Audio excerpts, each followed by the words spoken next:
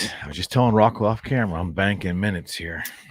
Yes, you have been, my friend. I don't have the data, and I was instructed last week if I don't have the data, then it's like it doesn't count. Doesn't count, man. It's okay. So bear with me, folks. I'm struggling a little on the voice side here, but we're gonna make it through. Yes. Are these two jackalopes going to actually debate at any point in time in this general election? I don't think they'll debate. I mean, which is a shame because we need it. I don't know, because I mean, I still don't believe Biden is going to be the nominee. I don't see how. I mean, can you? I mean, every week that ticks by, Rocco. Every week that ticks by. Look, again, I look at it like I'm not one to wish ill will on someone. Like I want to see the man healthy, but he's the president. Certainly. But you look at him like there's no way this dude's going to get on the debate stage. He can't unless someone's reading in his ear what to say. I don't know how he's going to do it. I would think from an optics standpoint alone, the Democratic Party has to be worried that he is going to make so many. I mean, they're keeping him off of the Super Bowl interview. Did you see that? No, I didn't. Traditionally, I think presidents. Yeah, they do it. Yeah, they do an interview. Yes, because they got a huge audience and all that. He has declined to do it. He told KP, his spokesperson, that he wants to watch the game. You know, it has. They're not fucking letting him do it. Let's be real. Not. I mean, of course not.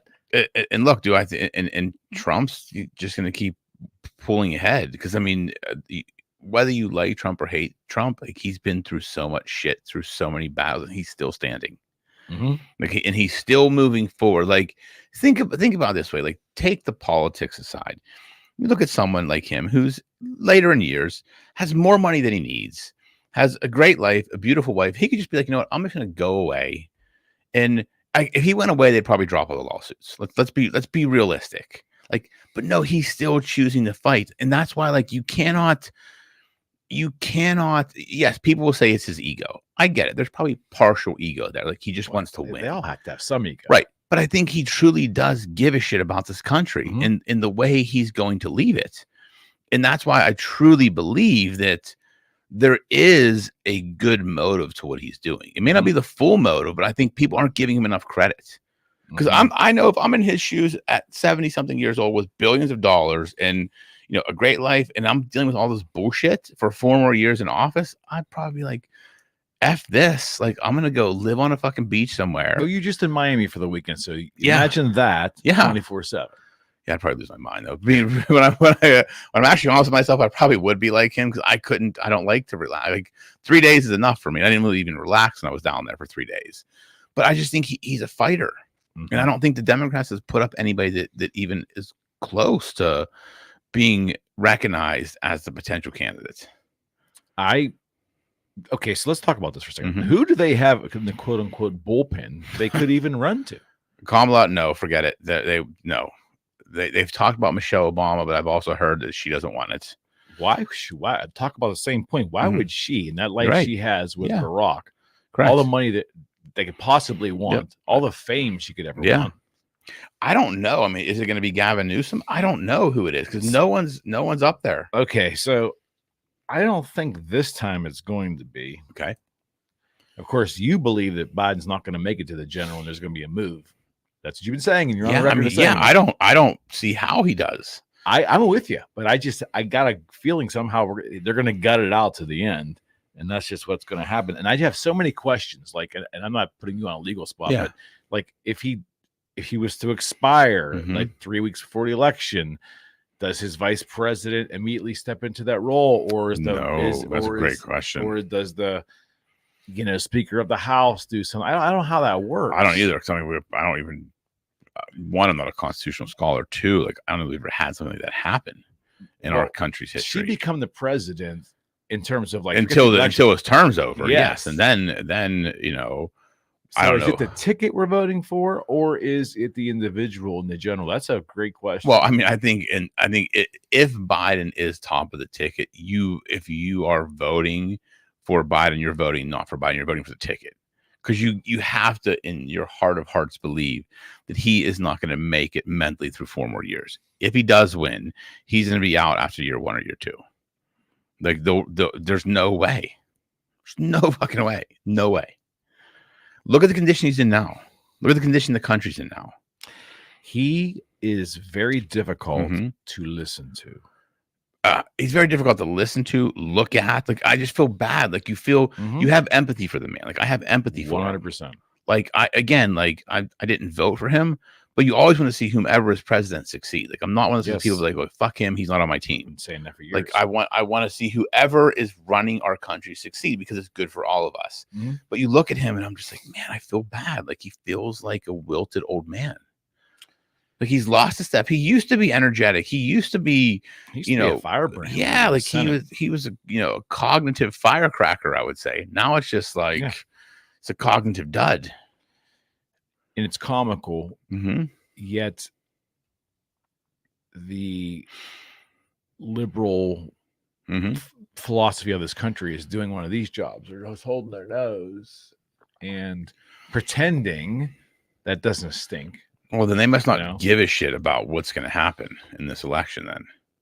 And I wanted to believe before that if there was a different Republican candidate, then they would abandon Biden because they really wouldn't care because it wasn't Trump. But I actually believe it goes way deeper than that. I think it really goes down to the philosophy. I think if you had a young, and I don't know who this would be, I'm just creating a fictional politician right now. Okay. If there was a younger male or female conservative that was on the scene and moving up and making waves, and you could just see it like stacking. Yeah.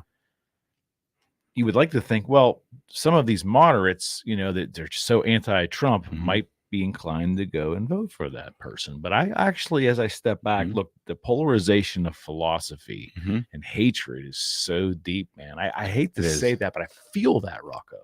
Well, again, I think it comes down to it's really the 5% on either side. It's really the biggest problem, right? Because 90%, 80 to 90% of us all kind of care about the same shit. Like we may have different viewpoints on certain aspects of policy, but end all be all, we want to do what's right. We want to do what's best for the country. We want to help other people. We don't want to pay too much in taxes, and we should be left alone. It's the people on the far left and the far right that kick and scream. It makes it terrible for all of us. Are the middle full of libertarians?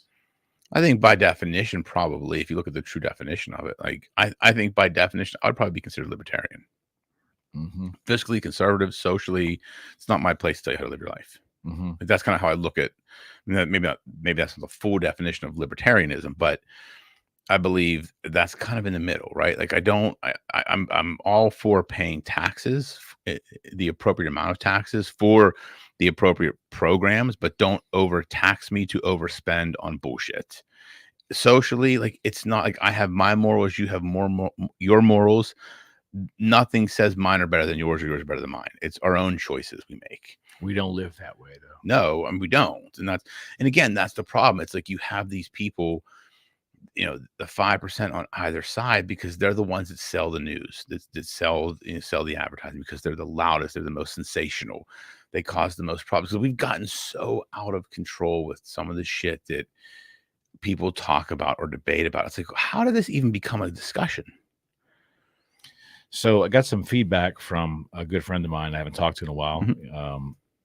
He's watched a lot of our shows, and he said to me, that the way society is and the way our major networks are, our news houses, the thing they fight against us every day is our own want to be indifferent. They hate that. They fight against our potential indifference every fucking day. Because we always would talk about, why can't the average person like embrace some of their indifference to make their life easier, to make their headspace easier? Right.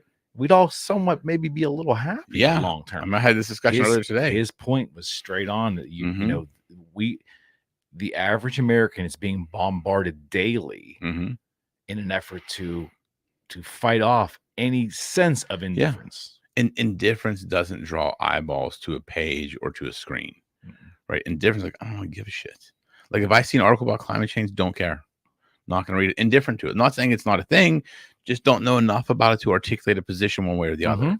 And I think a lot of people are indifferent to, like, if I look at Americans and just people that I've dealt with in my life, I think each person probably has 3 to 4 fundamental issues that they take a hard stance on. Like maybe it's gun control, maybe it's, Second Amendment rights, maybe it's First Amendment, maybe it's abortion, whatever the case may be. The rest of it, it's like, we don't really, what your issues are that matter.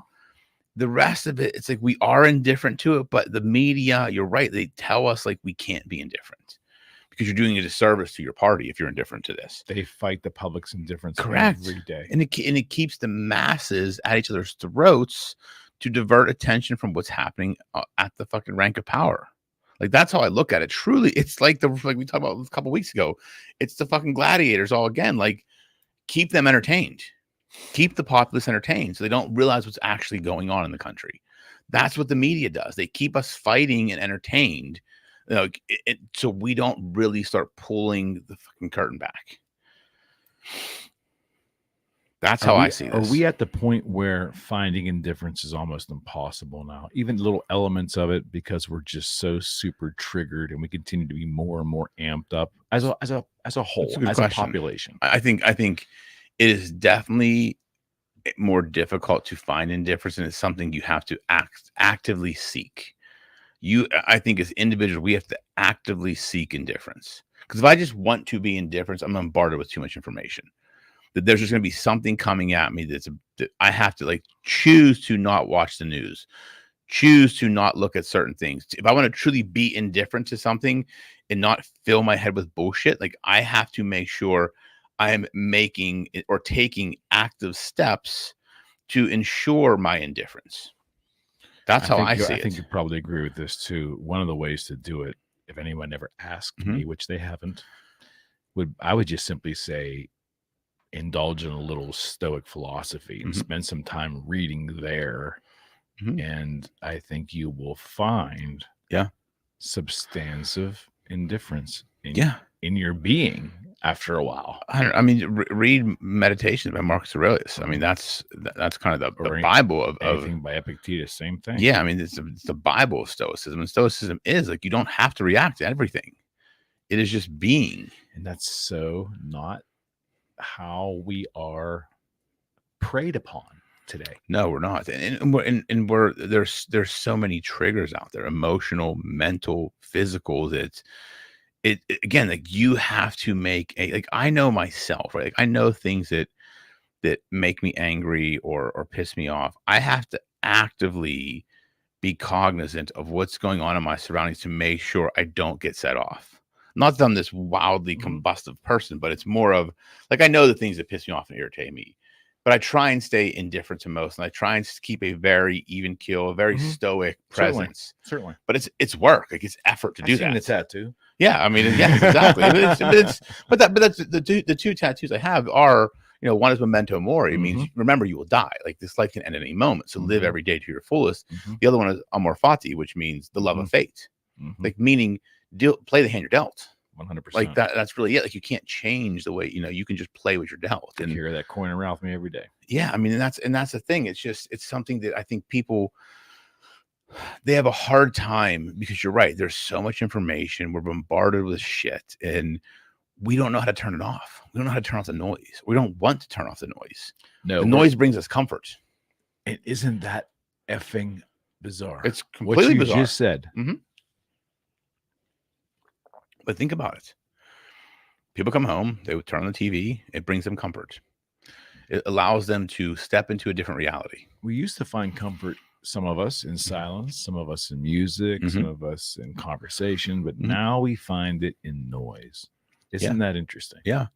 I mean, I even find myself I tend to not watch the news, but I'll at night, just put something on mindless TV just to allow my brain to unplug a little bit. Or I'll read or just relax. But I find myself I'm not feeding myself a bunch of bullshit. It's usually, if I'm watching TV, it's either something comical. It's intentional. Yes, there's an intention behind it. I'm doing it for a reason. Sure. I'm interested in something. I need some humor. I just want to de-stress by laughing. That's it. But I don't go and just seek out the news and say, oh, what's fucking going on in the world today? Because I know it's not the true news. It's almost an effort to keep the public amped up, for lack of a better phrase. I mean, just walk around any major city. Do you see people? 9 out of 10 people you see are not fucking stress-free. they're like balls of fucking anxiety and just angst. And it's exemplified in the way we treat each other. Yeah, it really is. Public. Yes. And we also have to understand as people, right? We have to understand not everything's about us. Like, I think we as human beings have become so egocentric that we think anything that is said or done is about us and it makes us anxious. Or it's like an example I was giving you earlier. It's like sometimes I just ask questions to ask questions. It has nothing to do with criticism or questioning something. It's just like I am seeking information. You know, like that's it. Like it's, you know, like the example I gave with Laura, like not that we do this anymore, but in the past, like it would be if I asked her, like, hey, is that what you're wearing tonight? I was looking at it like, okay, I better get ready too. You're ready. I'm not, or I know what type of outfit you're wearing. Right. I know I can wear that type of outfit. Right. She took it as I didn't like what she was wearing. That's why I'm asking. Is that what it was a criticism, but it was just there was a lack of communication. It's like, and that's what I told her. I said, it's not always about you. It's just I'm seeking information. I think people's natural tendency is to think everything that is stated to them is about them. And most of what they ingest must have an element of controversy to it. Yeah, absolutely. Yes. I mean, I think, and this is going to sound so stupid and so counterintuitive, I think people have almost found comfort in chaos without realizing it, because they're at this such heightened awareness and just this heightened sense of being. They found comfort in that. So when things aren't that way, it's a new normal. When things aren't that way, it's like they're thrown off. Like, why do I not feel that way? Like, it's weird. Like, why am I not like mad about something? Why am I not triggered? Like, they almost think something else is bigger is going on. And it's crazy. I don't see like a point where we're able to reverse the trend. I can just see it becoming like worse and worse and worse. Well, I mean, I hate to think that way. I'm an optimist. Choice. Yes, but I mean, looking at as the population as an aggregate, right? I mean, like, just seems like we're more amped up and amped up and amped up. Yeah, I agree with that, and I do think it's going to be hard to right the ship, but I also think it's possible, and it starts somewhere. Someone has to start it. There has to be a catalyst, right? And we have to look at everything we do and start taking responsibility. Like, that's where I think we in this country of ourselves exactly, we lack responsibility for ourselves. It's always someone else's fault. It's always someone else's problem. And it's like, no, like, everybody's responsible. Well, right, like, but you think about it. So if you and I are in an argument about something, right, and I'm fucking pissed at you and you're pissed at me, we're both responsible for what happened. But I'm looking at it as like, fuck Eric, like, he caused this. You're looking at like, fuck me, like, he did it. When we both have to look and say, we are both responsible. Because I always go back to the Jack Canfield book, The Success Principles. You are 100% responsible for everything that does or does not happen in your life. And that is like the truest statement after 46 years of my life. Like, that is still the truest statement. If you are not getting something from someone or the reaction you want, that's on you. Like, that's on you. Like, yes, the other person has conduct in the situation, but if you're not getting what you want and you just sit back and say, well, fuck that, that's on you. Like, you're not making an effort now. Like, you're not taking responsibility for what's going on. So many people do that now. No doubt. When I was a kid on my own, I discovered that it really is a much better life if you're nice to people. I discovered this as a young child. Yes. And again, I'm not saying in every instance I've done that, but I learned early that being like laid back and extremely nice to people, it 100%. Always usually was reciprocated. Not always 100%. 100%. And I just feel like today that we may have lost, I think we all might know something similar to that, but I think we've put that in the recesses of our brain, and we're always leading with our own selfishness all the time. Yes. And leading by that, you never get the opportunity to really be nice as the lead. It's all like, what do I want? What do I get out of this? Can I get my words out first? Can I make a point here? Can I put them in their place? Can I get this first? Can I get this opportunity first? It's always about me. And I'm not indicting it on society in general, Yeah. making us bad people. I think we have slowly, if it's been a slow burn over the couple Mhm. decades, we've been conditioned to believe that we are the center of everybody's universe. Kill them with kindness. Like that's like we interviewed someone yesterday for like a summer position, and this individual asked a very second level question, like which I was like, wow, like I was surprised. Like it was from a law student. This individual like went on our website, looked, saw my TED talk, and asked, do you find the way you guys operate with kindness and empathy, and that is kind of the forefront. Do you find that a competitive advantage? And I was like, wow, that's a great question. Matt answered it, and then I said absolutely. I said one. Clients absolutely said, but with opposing counsel, it does. I said, we're an adversarial profession, lawyers, right? So they're automatically coming out of the gates like, I'm gonna fucking punch this dude. But when I come out of the gates like with this kind demeanor, it disarms them immediately. Certainly. And it's so much easier to get. And this is what I was explaining. It's so much easier to get a resolution when you just come at it from a place of being good natured, being kind, and treating people the same way you want to be treated. Like I will never get into a situation where I don't think I've ever been like this. Maybe I have in my life, but I don't think I have. Like where if someone pisses me off, like I'm going to be an asshole to them just because. Like, no, like I'm still going to treat them the way I want to be treated, because then that flies in the face of my own integrity. Mm-hmm. If I start acting that way, then what I say doesn't matter. I have no integrity. Yeah. And at that point too, you probably would feel like an imbalance. I would completely feel imbalanced. Yes. Yeah. Like, yes, and absolutely. We need to learn once again to be uncomfortable in moments where we are not in balance. I think we now expect that's just a small consequence of getting my way. Mm-hmm. I think we've kind of buried those feelings. Mm-hmm. We know what they are. Mm-hmm. We just ignore them. We choose to ignore them. Yeah. And I think people need to understand, like, life is so much easier to navigate when you're upbeat, positive, and treat people the way you want to be treated, regardless of how they treat you. Like and that's why I say, like, being kind and having no expectation of anything in return. Like that's the way to operate. Like I truly believe that it makes life so much, because there's no question. Like if I'm not kind to someone and shit goes sideways, there's always going to be a question. Did I cause it? Certainly. Was it my fault? If I'm kind and treat people the way I want to be treated and they don't fucking like me, I don't think twice about it. It's not a worry, because I'm like, I didn't do anything. I know who I am. So it's easy to be. They have their own issues, folks. Yeah. And it's just, once I learned that, it made things so much easier. Well, entrepreneurs have a unique opportunity to learn that. I think absolutely maybe a little more than non-entrepreneurs do, 100%. Because the growing a business the right way, an effective way, generally requires a level of humility, a level of customer service, a level of really putting some elements of other people first. You have as an entrepreneur's leader. Like I say, I'm a servant leader. Like I'm humbled every day by the people around me, because I'm, I have such smart people in the firm and such motivated and bright and just good. You have Matt. Yeah. Yes. I mean, but sorry, dude.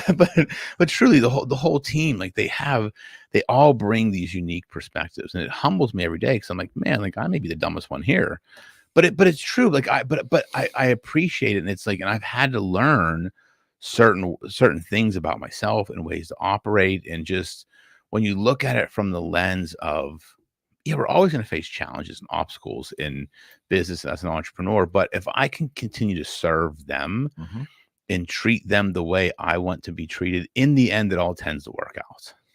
But too many people, entrepreneurs especially, get so caught up in like being an asshole and like pushing everybody, and like, no, it's my job is to serve my employees. Do you find a lot of that? I mean, you work with a lot of entrepreneurs. You find like this uber aggressive, selfish mindset? Well, so there's a couple ways I can answer this question. So one, I see everything across the board. If I had to pick out categories, right, there are a lot of people that do operate like me, that just are, kind of just kicked and clawed their way through life and got to where they are, and understand that and are humble about it, right? There are other people that are always like way in over their head, but won't admit it. And the way they navigate that or counterbalance that is by being so fucking aggressive and such an asshole that it causes everything to fall apart, but it's not their fault. Like there's this big portion of people I've dealt with, and sometimes they're not entrepreneurs. They may be people that work for other entrepreneurs, or are part owners of a company, but they have this mentality of like, is it entitlement? It's an entitlement mentality. It's like, I'm the fucking boss. You listen to me.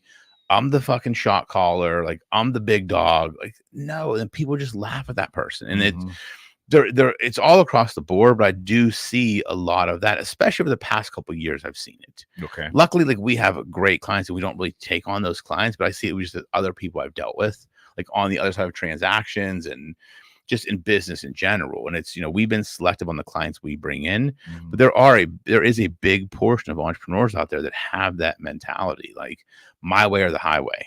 Do you think I'm the boss? Do you think social media plays into part of that? 100%. Yes, absolutely. I mean, they put up this image because a lot of those people, like, if you really break it down and ask them, they don't really know much. They have imposter syndrome. They're faking it till they make it, which is fine. Then just say that. Like, I'd rather you say, I don't know what the fuck I'm doing. I'm gonna act like I do until I get there, and I'll eventually figure it out. Like, cool, like, I'll help you, no problem. But don't act like you know what you're doing without telling me that, because I'm gonna chew you apart. I will find that out quickly and expose it. Exactly. And a lot of people do that. I'd rather you just be honest with me. But yeah, I'm in this business, kind of fell into it, don't know what the fuck I'm doing. Like, I think I have some things right, I think I have some things wrong. I'm just looking for help. Like, just be that way.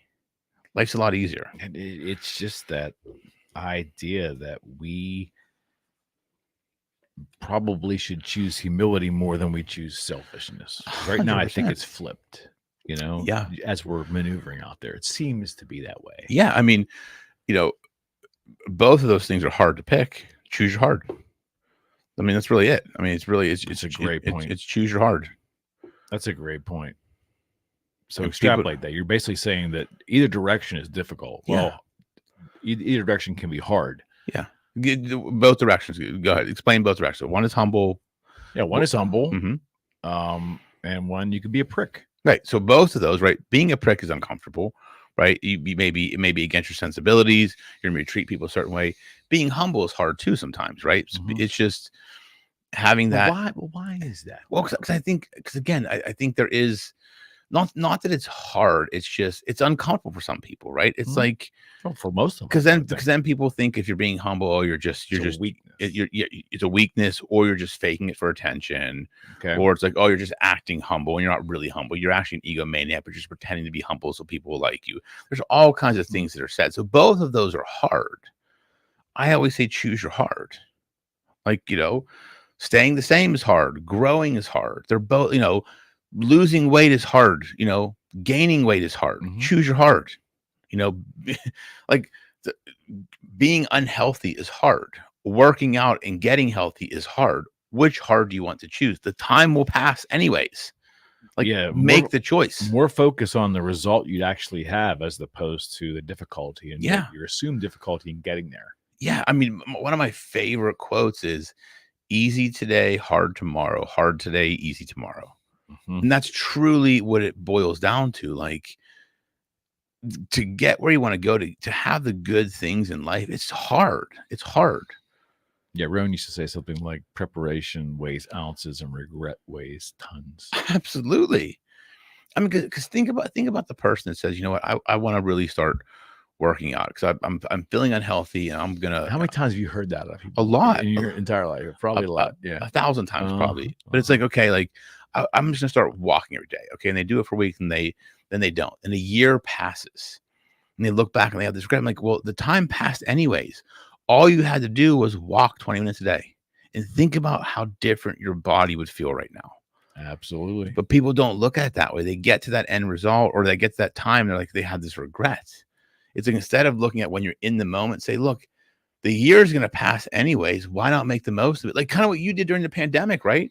You knew that, like, hey, the time's going to pass anyways. What can I do during this time to improve myself? And that's exactly what you did. But you made the conscious choice to do that. And that's what people aren't doing. We're not long-term thinkers. Like, we're thinking in the moment. Right now, it's fucking hard. I don't want to work out right now. Like, it's too fucking hard. I'm too tired. I mean, it was pretty simple. I looked in the mirror, did not like where I was, and looked down at the scale and was personally humiliated. Like, how did this happen? Shame on me for doing this. I don't feel good. I'm uncomfortable. I don't like the clothes I'm wearing. This is not Eric. So that was a hard state to live Absolutely. in. That was embarrassing. Sure. I felt like I was weak. So that feeling, that state, I just got rid of it by replacing it with something else that required some hard. You know, but over time and with dedication, that hard became enjoyable. But the benefits were like amazing on all levels. Yeah. So to me, you know, I when I see someone struggle to just do this most simple thing, like take a walk, which I find is the easiest way to get started in any of that, it perplexes me. Yeah. It really does, because believe me, I'm not special, but I somehow figured out that this is not that difficult, and boy, is so much positive to the movement. Yeah, I mean, it really boils down to if you want to, you'll find a way. If you don't, you'll find an excuse. Yes, and that comes, and it's in fitness is the easiest example to give, because it's like, you'll find time. Like, I get up at 4 a.m. to do it. Like, I don't have the time to do it, but I do it. Like, your schedule is insane. But that's my choice that I've made, right? So awesome. so I look at it. I look at it from that perspective. It's a choice, right? It's, of course, I choose my hard. My hard is like, I sleep 6 hours a night. I get up in the morning and do these things. I have a packed schedule, but that's my life. And it's like, because I know time's going to pass anyway. So if I don't do this shit now, when am I going to do it? Right. And too many people get into that mode of like, I'll just do it tomorrow. Like, I don't feel like it's nice. It's like, okay, well, today's going to pass. Yeah. Then tomorrow's going to come, and then you're going to be set back even further. It's like, just fucking do the work now. Make the choice. Like, it's hard to choose. It's hard to do, but you're not, you have to look long-term and look at the result you're going to get in the compound effect of everything. Oh, people don't do that. It's we're too in the moment. Like, I just want to relax right now. I'll do it tomorrow. Like, I find myself saying that. I'm like, dude, quit being a fucking baby and get your fat ass to the fucking gym and do what you got to do. Okay. So if we could bottle this, we'd be millionaires. But like that whole, like, what is the tangible difference between the guy who gets off the couch and then does it the next day and the next day and the next day, or the guy that stays on the couch and says, "Oh, maybe tomorrow. Maybe I want to buy some shoes tomorrow." So he feels like he's starting the process, but he doesn't actually go for a walk, or he reads about like this next exercise routine online. He feels good about that. He's going to do it someday, but he doesn't actually do it. You want to know why? What's the difference between the ones who actually get off the couch and the ones who do not? The why they're getting off the couch. Like, that's why I do it. Like, I know, like, I look at like why I do the things I do. There's two real main reasons, right? And this has changed it's evolved over time. One is my kids are watching. So my kids are watching what I do. They're watching what I say, how I act, how I operate, how I'm motivated, right? That's first. Second, I have 9 people in my office that are relying on me to be my best. So I cannot let them down or their families down. Like, that's why I do what I do. That's what gets me off the couch. That's what gets me up in the morning at the time I get up. That's what keeps me up late, because I have people watching and relying on me. Because if I'm not my best, how can I expect them to be their best? And that's truly, like, I had to find that motivation, but that's really it. Like, when I was younger, my motivation was different, right? But as I've gotten older, it's really it. It's about my kids are watching. Like, my kid, like Gabe, he's going to law school next year. Like Ellie and Melina, they're watching. They may not understand what they're seeing right now, but eventually it will click, like it did with Gabe. Like, it clicked for him one day. He saw everything I did and how I operated, and saw that's the way to navigate life with the people that work with me. To me, it's like I'm responsible for them, and I take that seriously. So I have to be my best. Like, I have to. That's like, I found my why. Most people don't find their why. Right. Your That's whys really are very what it is. visible in your life. Very visible. But I would venture to say most people probably don't have as visible. You're whys. right. They could create them, or they could really self-examine and reveal them. Right. That's what most people don't do. They don't do the self-examination. They say, I want to work out to look good. Well, that's not really why you want to work out. Like, looking good is not a why, right? Looking good is not a why. Like, when I was younger, I used to think that, like, oh, I want to be, ripped or shredded. Like, I want to just look good. Like, that never really motivated me, right? the motivation is really different. You have to find, like, it's about why. Why did, like, if someone says, I want to look good, I want to work out to look good. Well, why? Why do you want to look good? Yeah. Because I don't have a significant other. I want to attract a significant other. Okay, that's your now why. You're getting to it. Now you're Right. getting to the point. You got to ask Right. those next questions, Right. and Keep drilling down. you got to keep drilling down and say why, until you get to that final answer. It's like, because I want to feel good about myself, and that's what it boils down to. That requires humility. That requires, yes, you know, it's to say you don't feel good about yourself is the most humbling experience. Like, you went through it, right? During the pandemic, you had that moment of like, I was wearing size 38 jeans. How the fuck did that happen? No, really. I was like, this is insane. This is not who I am. Listen, man, I got chunky legs. Well, I'm not a 38, though. I'm a 34.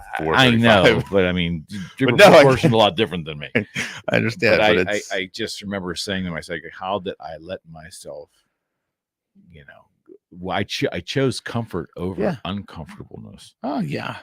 You know, and not, of course, I had a lot of company because a lot of people are in the same boat. I get it, but I always wonder, like, what is the difference between those who get off the couch and those that don't? And I think it is drilling down and finding the core why. It's as simple as that. What you said was very important to come back to, is the core why. People would just say, "Oh, I know my why. Well, what is your why? I want to look good. I want to look good when I go on vacation this summer. Like, I want to do this." That's not that. That's a reason. When I go to the beach, I want to fit into my swimsuit. Right. Like, that's a reason, but it's not a why.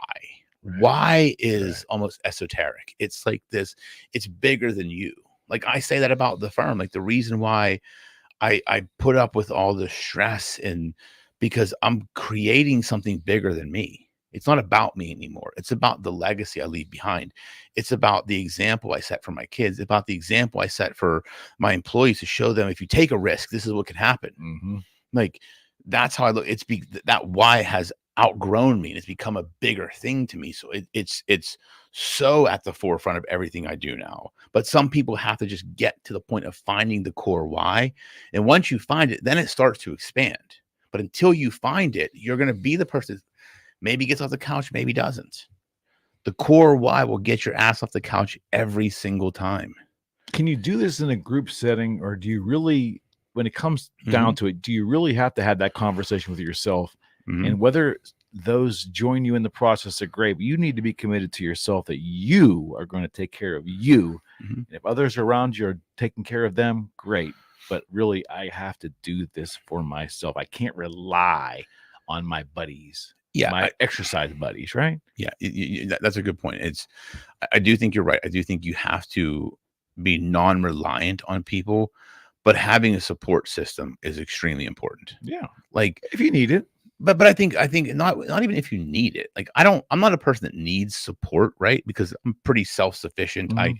But having it is important to me. So I surround myself with the right people that support me, that lifts me up. Like, that's it. But people don't look at it that way. Like, they keep the same circle. I want to be around people that are uplifting, that support me, that have big dreams, that have big goals, that we're pushing each other to be our best. And that's like my friend circle, my family, my wife. Like, that's how it is. Like, we're all helping each other get better. And that's what most people don't really look at that. Well, let's talk about circle because I know it's a big one with you. Absolutely. It's, you know, I'm a little older than Rocco, but I can look back on my life through periods of employment and different people that are in your circle, life experiences. So your circle evolves over time. But as you get older, it seems like you really start to understand who you are, what you believe, and what you need from other people. Yep. So in that, you know, for some, like myself, the circle kind of shrinks a little bit, but each member of that circle is so much more valuable. Absolutely. You know, that's kind of where I find myself today. Yeah. I think as you get older, your circle becomes narrower, but deeper. Like, when you're young, you have a wide, shallow circle. You throw a big fucking net. Yeah. Like, I had 15 to 20 guys that I could hang out with and call and have fun with. And like, we had that surface level relationship. Now I truly have probably 5 people. I have my friends and acquaintances that are kind of the outer circle. There's probably 5 or 6 people that I trust with my life, that I know I can tell them anything, that if I call them up at 1:00 in the morning, they're going to come help, whatever I need. They're not even going to ask the question. Like, sure, I'm there. Like, that circle's small, but it's because I've They'll help you invested. dispose of a body if you need to. Yeah, exactly. But think about it, it's because you invest in the relationships. You dig the hole deeper. Like you're making that connection deeper. You're planting the roots in that relationship. And that's what's so important. Most people aren't spending the time doing that because, again, it comes down to it's hard. It's not difficult. It's just hard. It's work. Like to constantly feed those relationships and, keep those connections there. And the ones that are not serving either party. Yeah, right. Exactly. It's such an interesting, like, as you get older, I feel like every decade you start shifting, at least as a guy. Like I can't speak from a female's perspective, but from a guy's perspective, I think every decade we shift. In my 20s, I looked at the world one way. 30s, I started to shift and figure out who I was as a man. 40s, I'm like, I got some shit figured out. Like I also figured out that I don't know a lot. And like now I'm in I would say this decade is the decade of inquisition. Like I'm inquiring about everything. Like I figured out stuff, right? Like I'm in the sprint, like I'm running, but I'm also realizing how much I don't know. So now I'm inquiring about everything. I'm asking questions about everything. Like, how can I get better? How can I change this? How can I grow? How can I do this? I'm not so one-track mind. In your 30s, like as a guy, you kind of think you got shit figured out. Like I'm like, I'm good. Like I kind of figured this out. And it's like you get to 40, I'm like, fuck, I don't know shit. Like that's a pretty universal. It is. Now that I look back on that, it really is. Yeah. Because you hit 40, you're like, fuck, I thought 40 was supposed to be old when I was young, but it's like, I feel young as shit. But I'm also like, I don't know anything. Like there's so much of this world I don't know. So that's why now I'm constantly seeking information. I'm seeking knowledge more now than ever. Like I love reading my entire life, like in my 20s, 30s, but now it's like, I'm not reading just to read. I'm reading to seek information and to seek knowledge and to challenge my way of thinking, to challenge my sensibilities. Like that's what I'm doing. And it's truly transformative in my opinion. Certainly. And as you continue to seek more, you continue to attract different types of people, and you become unattractive to other people or for other people. Yeah. And it's funny you say that because Matt and I were discussing this in the office today about like, we were just talking about like how the people that we hire in the firm, right?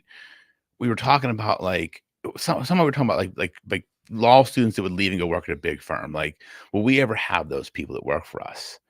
And he was talking about a discussion he had with his wife and how, she says how we're always comparing things to big firms and like looking at it differently. I took a step back. I said, Matt, we're never going to attract those people because that's not who we are. And it was kind of like this light bulb that went off for both of us. It's like, we're never going to find those people because like attracts like, and we're completely the opposite of that. So why would we even want to attract those types of people? Like they don't fit with our mold. And it's just like, Right. But I'm realizing that now, like as my circle has constricted, right, and gotten deeper, I'm truly around like-minded people, like you and I, like my other close friends. It's like, we're all kind of cut from the same mold. And I think you start attracting when you allow yourself to be vulnerable and humble, you attract the right type of people, the people that matter in your life. No question. And the other thing too, I noticed as well, is that when you find those people, you feel comfortable being vulnerable in conversations and 100%. Sharing ideas, and you're not timid in like sharing an idea, regardless of how you initially think it may land, because they know it's coming from a spirit of friendship, love, and understanding, but it might be something different. Yeah. And you're searching for feedback to see if there's any validity in what you're feeling. Yes. Like those are the best relationships. I want my circle to tell me I'm full of shit. I want them to say, dude, that's a dumb idea. Don't worry, we will. But it's true. But like I've had those discussions with people. Like, David and I will go to dinner and we'll have these discussions. It's just like, no, that's a fucking dumb idea. Like, don't do that. And but you have to have those people that you can be vulnerable about or be vulnerable around. Like it's so important. There's no question. No, if you don't have it, like life is different. It's, and I wonder though, is it sadly valued in a big way in society? Like our friendships in 2024, the definition of a friendship, I wonder how that's evolved in our society. Well, I think it's generational. I think it's by decade. I think people in their 20s define friendship different than people in their 30s, different than people in their 40s. Like I look at the people in my office, we're all different demographics, right? There's two of us in our 40s, there's people in our 30s, people in their 20s. I'm sure if I sat everybody down and said define friendship, I'd get 9 different answers. Sure. Because we're all in different stages of life, right? Sure, And I think that's for sure. That's why I think as we get older, we realize the importance of it, the importance of relationships, and not just many relationships, deep relationships. Mm-hmm. I think that comes through age and wisdom. Yeah, wisdom. I don't think we think enough about wisdom. No, we don't. You know, like the idea of obtaining it, seeking it out. Mm-hmm. Again, having the humility to understand that someone else might possess the wisdom that we would like to have. Yeah, just ask questions. You know what the best piece of advice I got in my probably legal career is sometimes you just got to play dumb. And it sounds so stupid and so simple, but it really is such good advice. It works outside of law too. It works in any profession. Just play dumb. And then you'll learn from people, right? Because people love to teach what they know. And if I may know exactly what you're going to tell me. I may know exactly what I want you to say. But if I play dumb, you're going to explain it to me in the way you perceive the information. Bingo. Now I'm going to understand how you think. Bingo. And that's why you do it. That's why I play dumb. I'm like, yeah, like I want to hear how you tell me this so I know how you think about problems. But instead, that requires listening first. We tend to speak first in this society in general. You think? It's a lot. In the written word, whether it's actually vocally done, it's just we tend to speak or yell or argue or shout first. Or listen to respond instead of listening to understand. Yeah, I said that's a great point. What you did say there, I had one guy tell me one time, I'm a great listener because I listen first. And he actually said to me, well, I listen to respond. I don't respond first. I'm like, that's the wrong way to listen. Hey, buddy. I mean, yes. Listen to understand. Yes, absolutely right. Do you ever in your life, whether it's in your business life, your personal life, do you ever watch when you have an impromptu conversation with someone? It could be anywhere. It could be church, could be the grocery store. And the conversation starts, and now you are at a complete Zen moment. You're back on your heels. You're really, you're choosing whether to be engaged or how deeply, depending on what they say. Okay. And then you just watch someone maneuver their conversation. Okay. Did you ever sit back and watch someone do that and go, this person really doesn't care at all if I say one thing or I say a paragraph? He's not going to hear any of it. He's not really interested in it. He is interested in telling me all these things that are in his mind at the moment. But he really isn't interested in anything that I would possibly have to say. So quite frankly, I'm just going to smile a lot, be kind, and just not offer anything up because he's not in a mode to be receptive. 100%. That happens all the time. I see it all the time. I would say when we're talking about impromptu conversation, right? Not planned, but I would say 60 to 70% of impromptu conversations that I've either been a part of or observed outside of my office and like outside of my professional and personal life, like just kind of that next level type conversations. They're listening to tell me what they want to tell me. It may not have any relevance to what I'm discussing with them. They just have something they're going to tell me.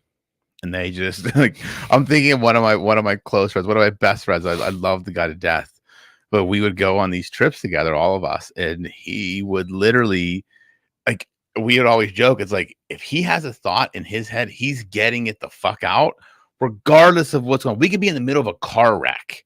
And if he says he has something in his head, he's getting that point out no matter what is going on. Don't you think the society encourages that behavior though? I mean, yes, but I mean, this was like the extreme, like to the point, like we used to just joke about it. Like, dude, like just, I can see your face. Like you want to say it, just fucking say it. My God. But yeah, I think people do. I think we do. Encourage it. I mean, that's a hard, I don't know if I agree with that now that I think about it. I don't think it's encouraged. I don't think social media drives the thinking about how to, speak, get it out, push. So if you're looking at that as encouraging, it's like, okay, I think it's not encouraging, but it's not looked down upon anymore. It's kind of like it's made almost like it's okay to do that. Not encouraged, but it's not discouraged either. Okay. That's how I look at it. I think society's become neutral to it. because a lot of people do it. It's just like, I could be talking about something. They're just telling me something totally different. Like, well, that has no fucking bearing on what I just said to you. Did you ever observe impromptu conversations where you end the conversation, whether it's like 30 seconds or whether it ends up being a few minutes, and you walk away and you go, here's another example of someone who really has forgotten how to have a conversation? Oh, absolutely. There are many times I'm like, I'm never getting those 3 minutes back of my life. Like that, I don't even know what happened. Like, yes, that happens a lot. Not a lot, but it has happened. And I can think of instances where it's happened. It's like that person has no idea how to have a conversation. It's a lost art. It really is. It is a lost art. And and the more I podcast, the more I realize that it is very much a lost art. Yeah. And to have clients come in, you need to be able to be tactfully, and you need to be tactful and skillful, especially today, in getting what you need to best serve your customer or your client through conversation. It's not a foregone conclusion. They're going to be able to communicate effectively so you can do your job. Yeah, that's a good point. When it comes down to clients, like, I have to, provide them a safe space to have a conversation. I have to, guide the conversation to the information I need. They may not be intentionally hiding things from me. They may just not know what I need. So their emotional baggage. Yeah, because it's always like it's an emotional situation they're in, right? So I have to be cognizant of that, be empathetic of that, and then help them navigate through the conversation. So one, they get value from the conversation with me. Two, I get the information I need to help them further. And that's just an art you have to learn over time, because it's most people, not they don't know how to communicate or have conversations. It's just they're in a heightened. I think that's right, what you just said. But it is. But I'm just thinking about like clients. Like they're in a heightened emotional state, right? Certainly, either excited or scared or nervous, right? They're only looking at it from their perspective. They don't know what I need to help them, so they're only telling me the things in their head they think are important. When I look at it and saying, like, that stuff doesn't matter to me, I need this information. But it's my job to direct the conversation that way, in a way that, one, doesn't put them off or offend them or make them feel any less adequate. Two, I have to be able to navigate that in a way to get all the information out and truthful information and explain to them why I need it. And that it's an art, a skillful maneuver.